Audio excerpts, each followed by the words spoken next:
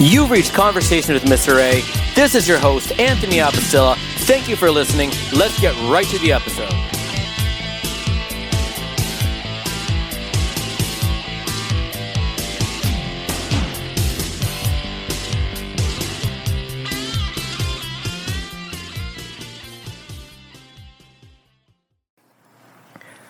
Welcome to Conversations with Mr. A. This is your host, Anthony Abastilla.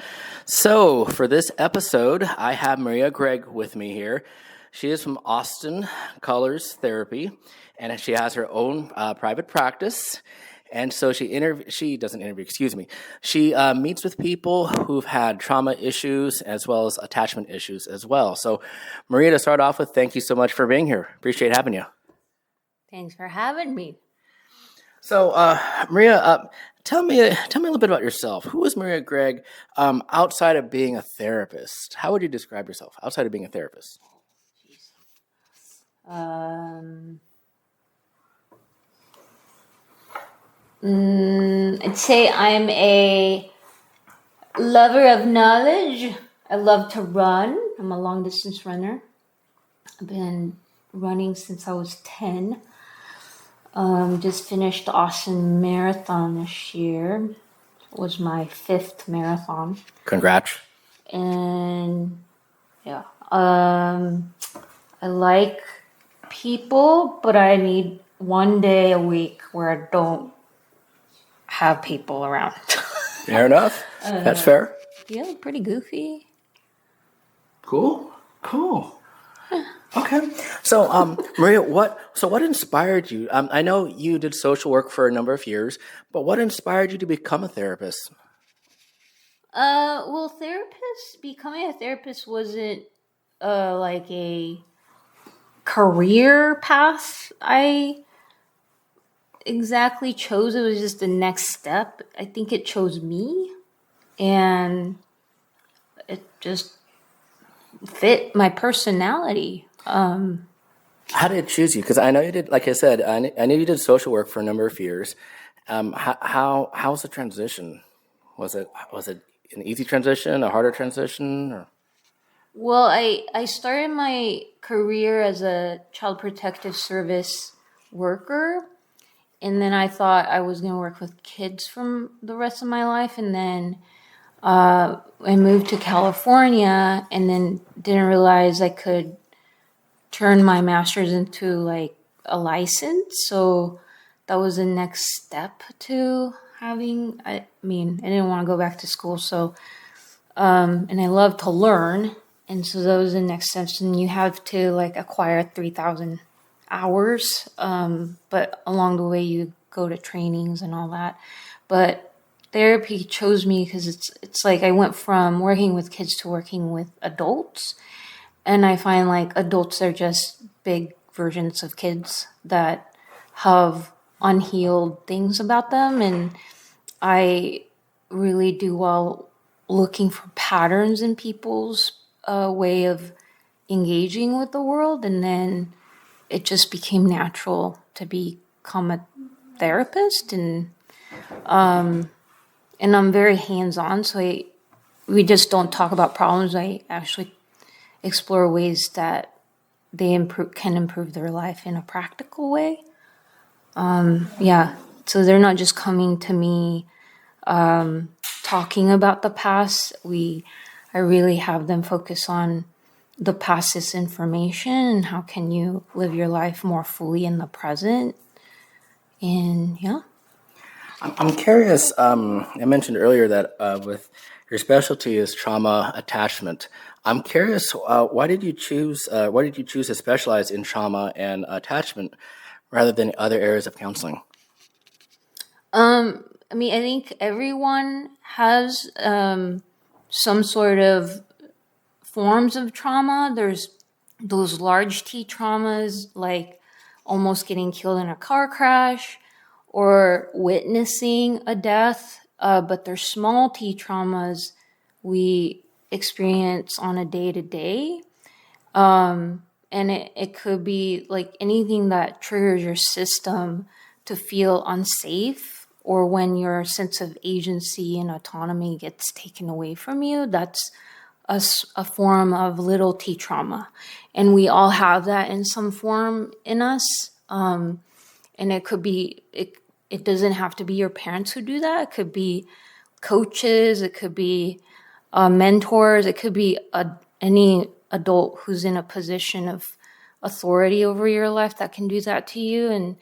And I find everyone has some form of that. And because I worked with kids before working with adults, I naturally started looking for that in people, and attachment comes in different forms, and you actually can change your attachment style.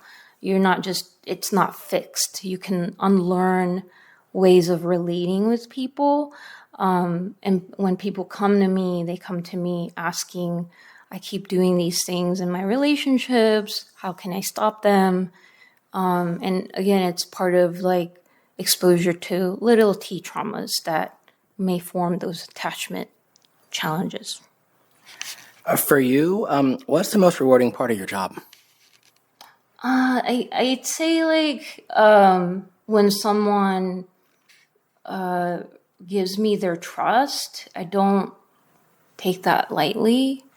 I think that's like a huge privilege, and to go into someone's space, I think it's a reward in itself of knowing there's more to a person than what meets your eye, because it's like, that's why I don't like small talk. We can talk about the weather all we want. I mean, we could look at the app and engage with the app, but with people, there's just so much depth to them that's what yeah. Oh, it's cool. How do you avoid bringing your clients' emotional burdens home with you? Like, how are you able to keep it at work and not take it home? I think, it's called a practice for a reason.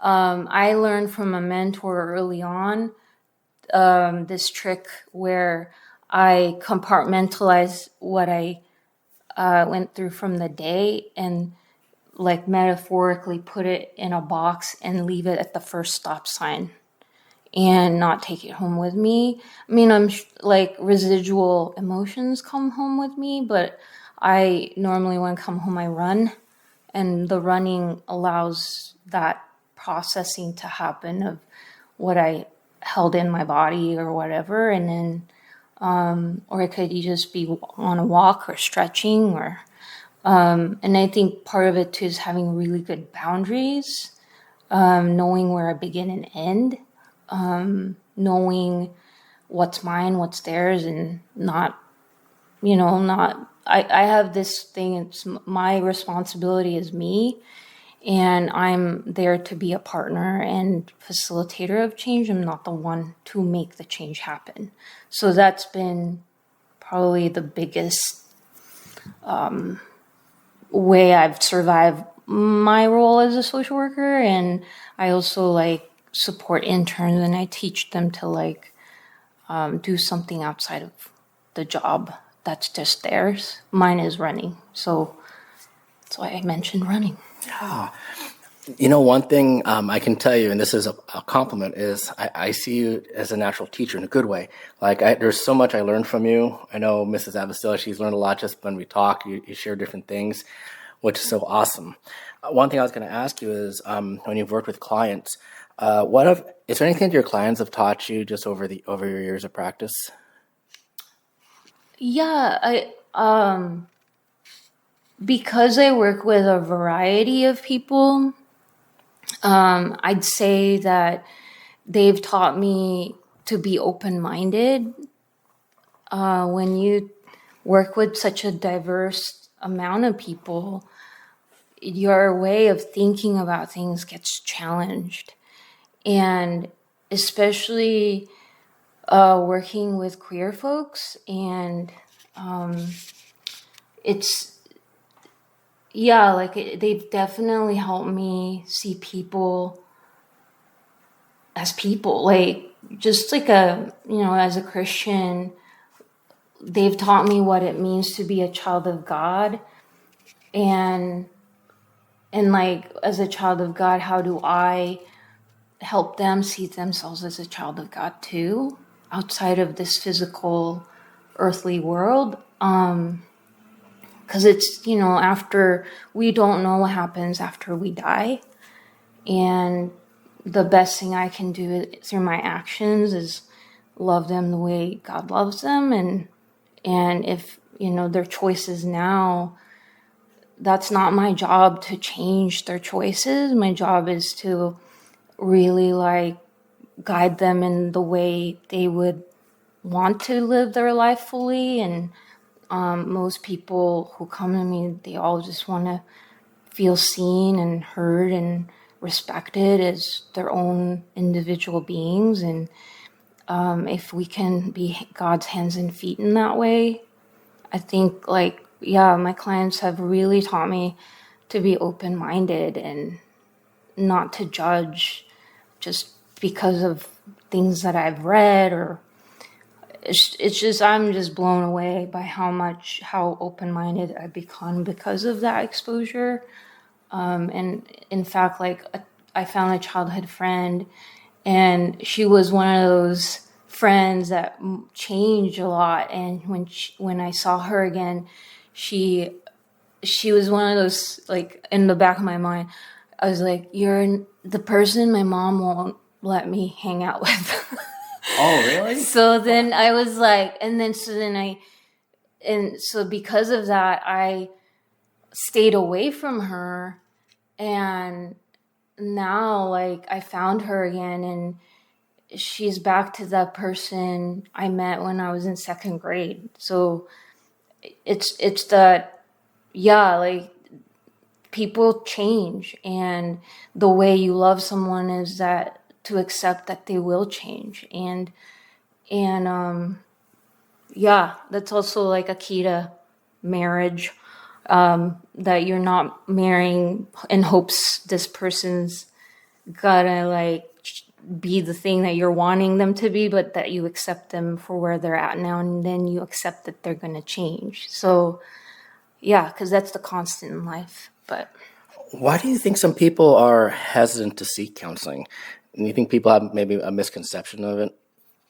I think people oftentimes who are told to come to counseling is if it's from their parents or a spouse or partner, and they have this concept that it's just about talking, and it's not.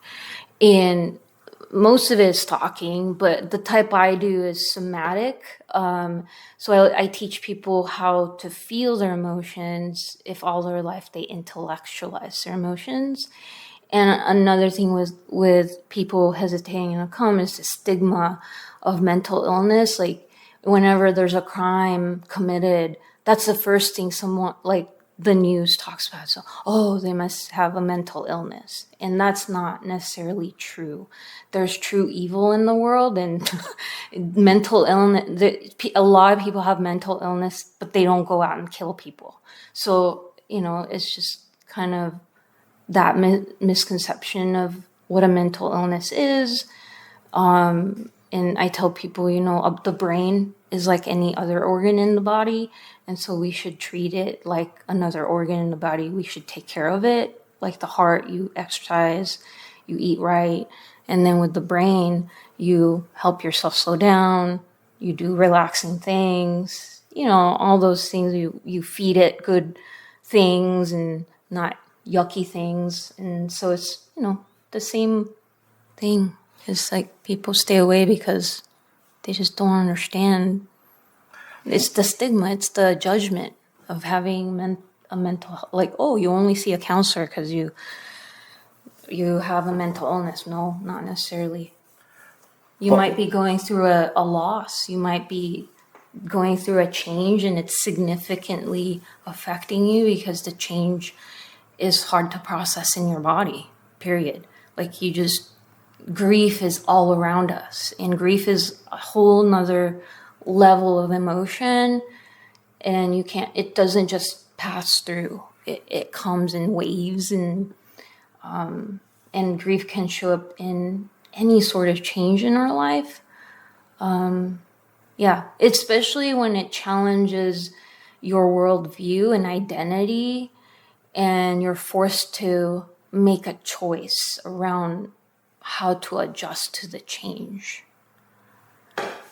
Well, what would you say to someone though who's afraid to start to make those changes, to start counseling, to start therapy? What would you tell them for those who are afraid of it?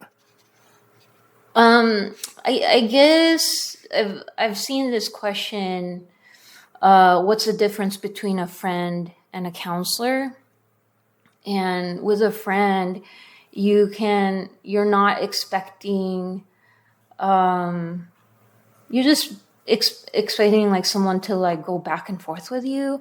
With a counselor, they are trained and specialized in being a safe container for you, where they they're that empathetic witness. They kind of sit with you without any bias, and a friend knows everything really about you and can give you advice and suggestions. And a good counselor doesn't give advice. They help you to find the answers within yourself, and then they ask you the right questions to get to that answer, because we all have the answer. We just that life suffering and pain gets in the way of finding those answers. One thing I was wondering as a therapist, I'm sure as a person, human, I'm sure you must have some value, some ways you look at the view. Is it hard sometimes dealing with clients who maybe have, I don't know, different viewpoints that are different than yours? So let's just say your personal values are way different than how this person. Is it hard sometimes internally to how do you manage that? Like when someone has totally different viewpoints, life points of view, things that are against your personal values. Really, like out of curiosity, because I think we've all experienced this, is like when someone disagrees with us, we sometimes can get defensive, right? Mm-hmm. So that defensiveness comes from a sort of rigidity about how to navigate life a certain way, but there's just so many ways to navigate life.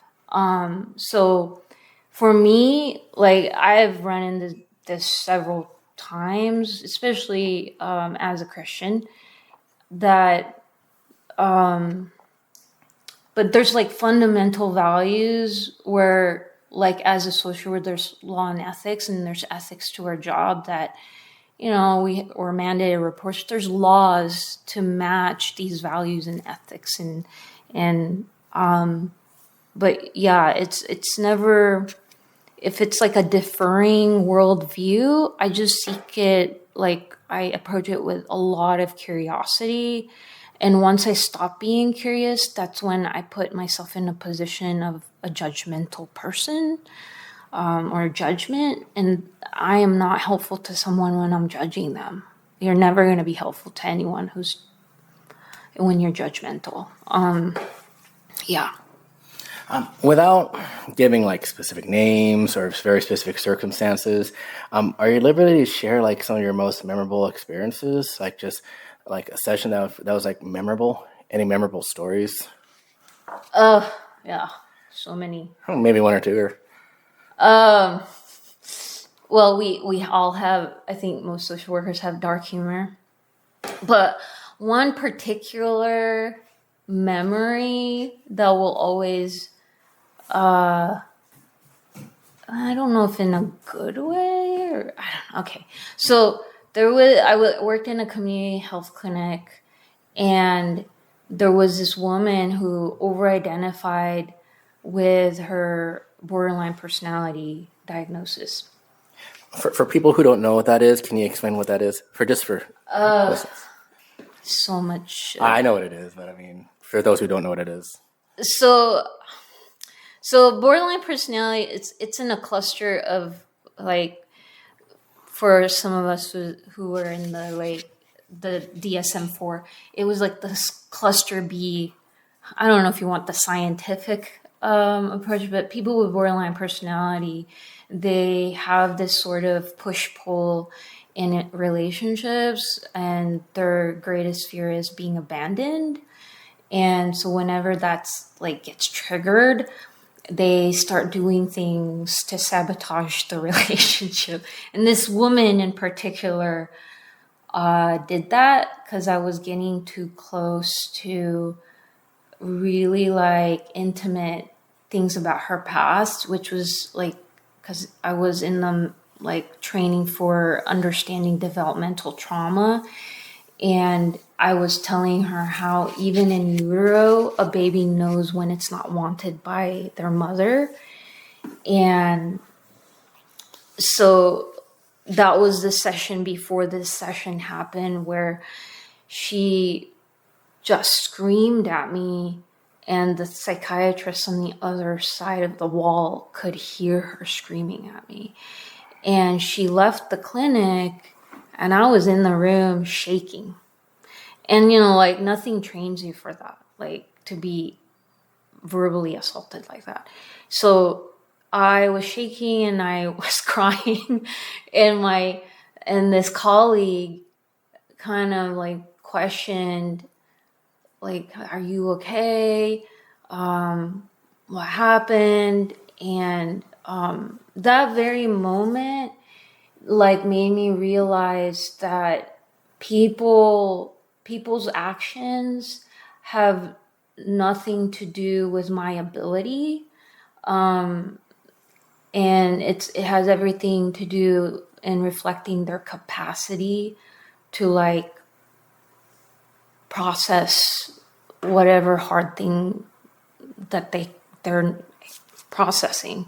And because like, you know, oftentimes like in my career I felt like an imposter, so I realized like someone's reaction has nothing to do with my skill set or ability to be with people. In fact, I think it was because I was able to be fully present for this woman that she got threatened by me. So there are certain like disorders that can trigger these things.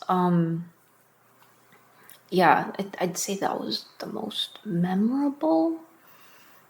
I still think about it. I still like learn from it every time I think about it. I can only imagine. I mean, just what you just shared, Right? just that had to It really was- challenge. It was very challenging.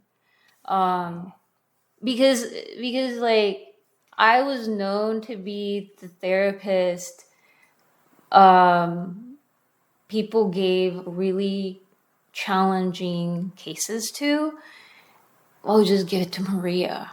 And at one point I had like 10 people who had personality disorders that I was working with. And I think that time made me hone in on who I really was, because you really would have to know who you are to not absorb other people's stuff.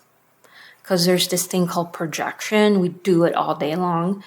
And it's something we don't even know we do. It's like, it's things we know about ourselves, but we can't deal about ourselves. So then we put it on another person to deal with. And we do it all day long, and we don't even do it on purpose.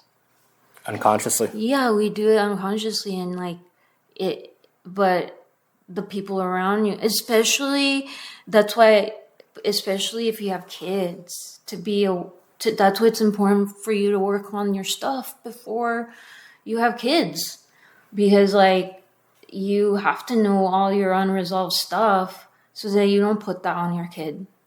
Because that's what I experienced when I was younger. Like, what? That's what I'm doing? I don't think that's what I'm doing. But then when you're a kid without an identity, you absorb whatever adults are telling you what you are. So, anyway. And you mentioned how adults can be, when you've worked as a therapist, adults can be kind of like kids. And it's because it sounds like they've had those unresolved issues that they haven't unlocked yet.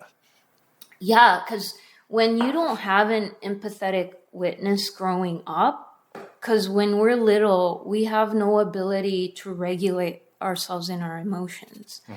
So a parent's job is to attune with their kid.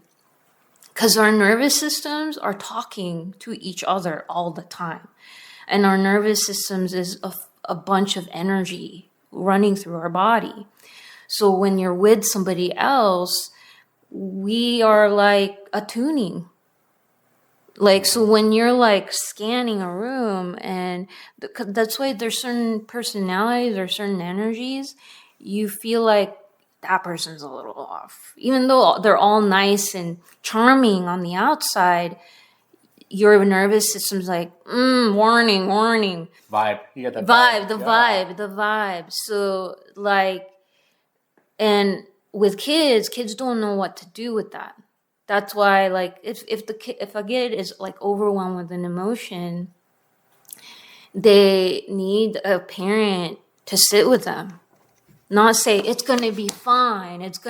You're gonna get over it. No, they just need you to sit in the emotion with them, because what you're teaching them is this emotion can exist and you can get through it and you're not alone in it. That's what it means to be an empathetic witness. That's what it means to tell someone this is hard, but you can get through it. And because like when we face hard things, if we're alone in them, that's how those experiences get embedded in our system as trauma. Because emotions can get locked in your body. Because emotion, the word motion is an emotion. Where is it moving? It's moving in your body, so it can get stagnated if you don't move it through your body.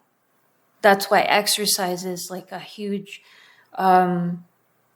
remedy for any stuck emotion. I'd say because of running, I got through my childhood, bar none. Because like, yeah, certain emotions can get really stagnated.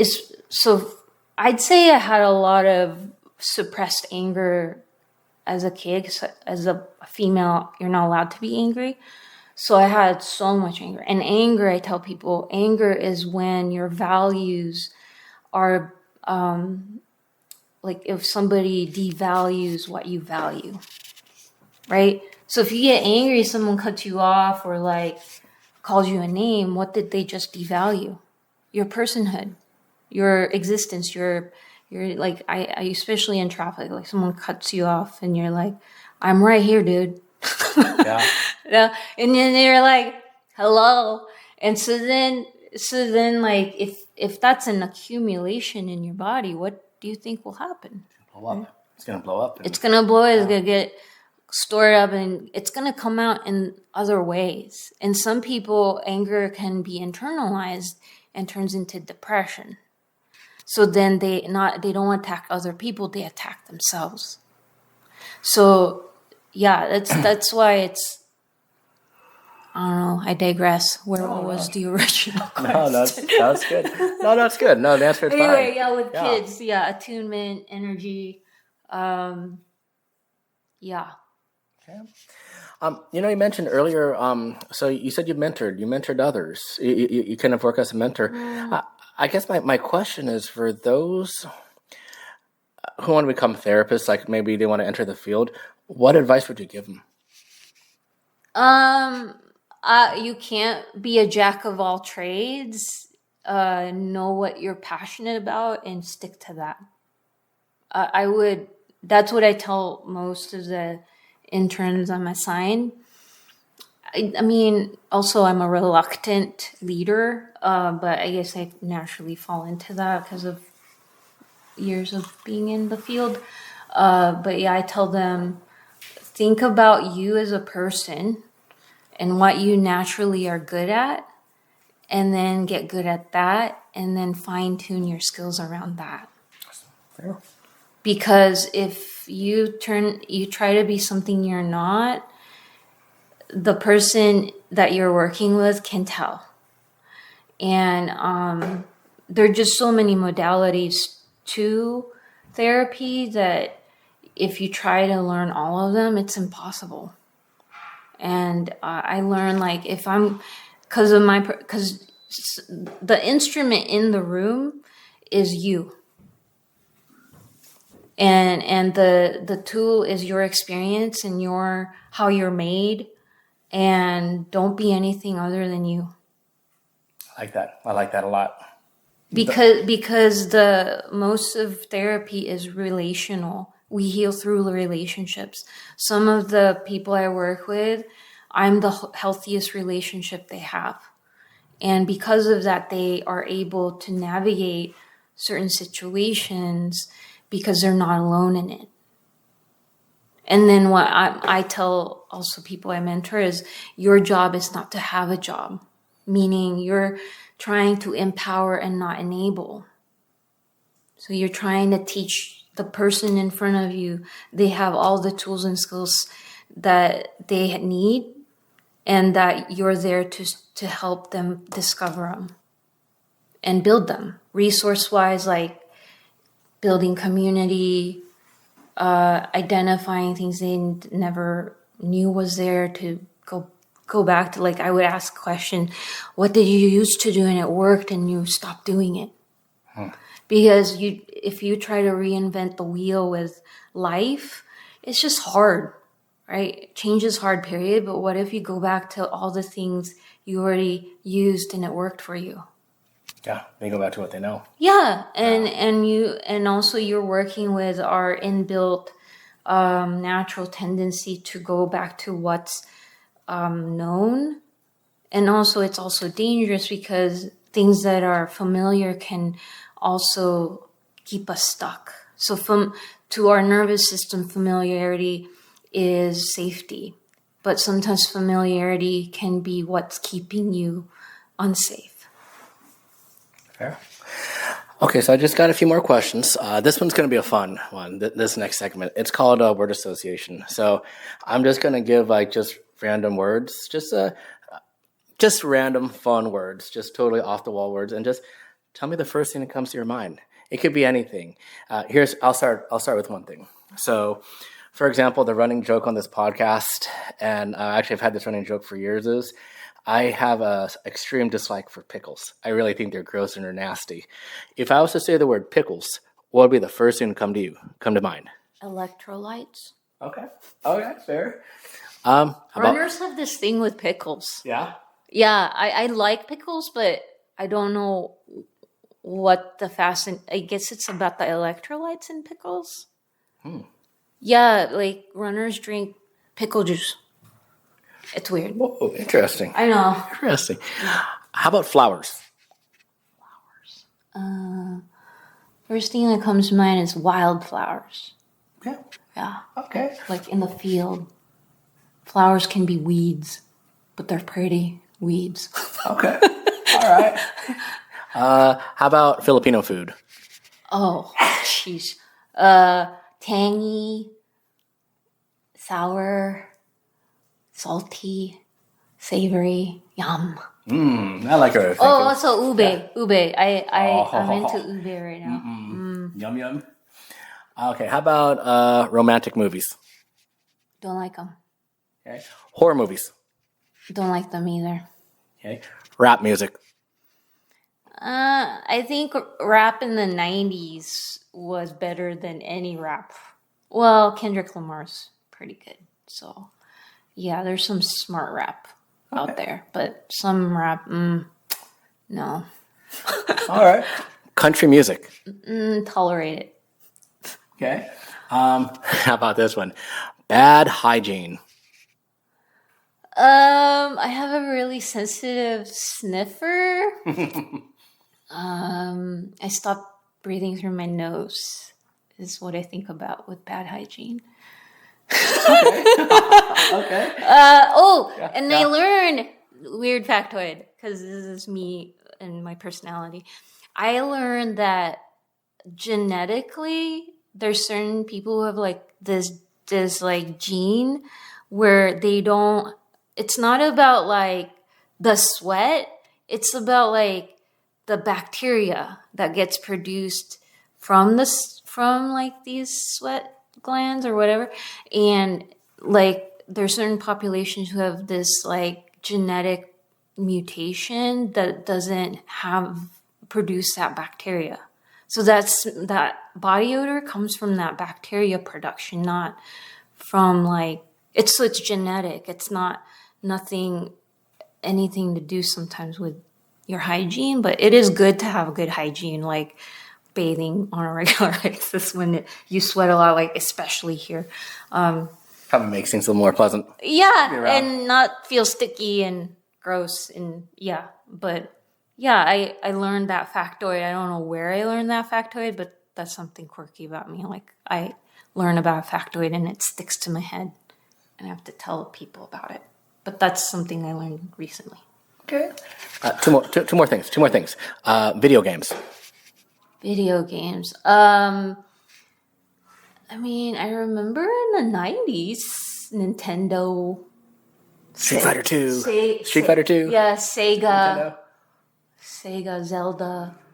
I don't play them anymore because they're addictive to my brain. Yeah. I want to win and when I get to the next level. Also, I won the Tetris on the Game Boy. Yeah. And Congrats. in the end, what happens is there's a rocket and fireworks. Classic. It's a classic game. Yeah, no For one. younger kids who don't know what it is, Tetris is an awesome. Well, they said like this kid recently, about 4 years ago, I don't know, that he's the first one to master. I'm like, no. No. There's gotta because I was really good at it. Like I used my peripheral vision to know what the next shape was coming, and I would already know where to put it. You game planned it early. Yeah, like I would like, and then like you just don't ever use like any of the arrows once it gets that speedy rounds. Yeah, that gets tricky. Okay, one more word association thing for this segment. WWE wrestling. Not really interested. Never watched it. And I'm like, is this real? Do you think it's a sport? No. It's okay. I have no idea. I was never into it. All good. Okay, so two more questions. First one, if someone listening is struggling, but isn't sure whether they need therapy, what would you want them to hear? If it's not therapy, don't be alone in it. Like just pick one or two people to know about what you're going through. And if you're not ready to let anyone know, have a pet. Talk to your pet. Go outside. Just don't be alone in it. Strong. And then the last question I have is, what's one message of hope you would like to leave with everyone listening today?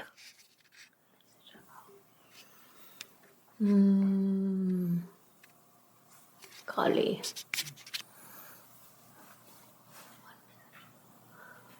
I don't know. I think it's twofold. Like the constant in life is change. So if you're going through a hard thing now, it'll get better because things change. Things don't stay the same. Yeah. Okay. And also, we're not in charge. That's really hopeful. God is in charge. I don't. The state of the world right now, like, yeah, I'm glad we're not in charge. Like, yeah. Right? Isn't that hopeful? Yes, I can agree with right? that. I lied, Maria. One more question. Sorry. If someone was interested in your services, like I know you said Austin Hope Therapy, how would they contact you? I mean, do you do things like online therapy? Do you do video therapy? I'm Googleable. Huh. So if you just look at my name, Maria Gregg, LCSW, I have a Headway account. I'm only licensed in Oregon and Texas. I used to be licensed in California, but I let that lapse. So if you live in Oregon or Texas, I can give you therapy. Awesome. Hey, Maria, thank you so much for your time. I really enjoyed this interview. Appreciate you. Thank you for having me. And that concludes this edition of Conversations with Mr. A, featuring Maria Gregg. One thing that I was thinking about when doing this interview with Maria is just human encyclopedia when it comes to mental health, psychology, lots of things I learned.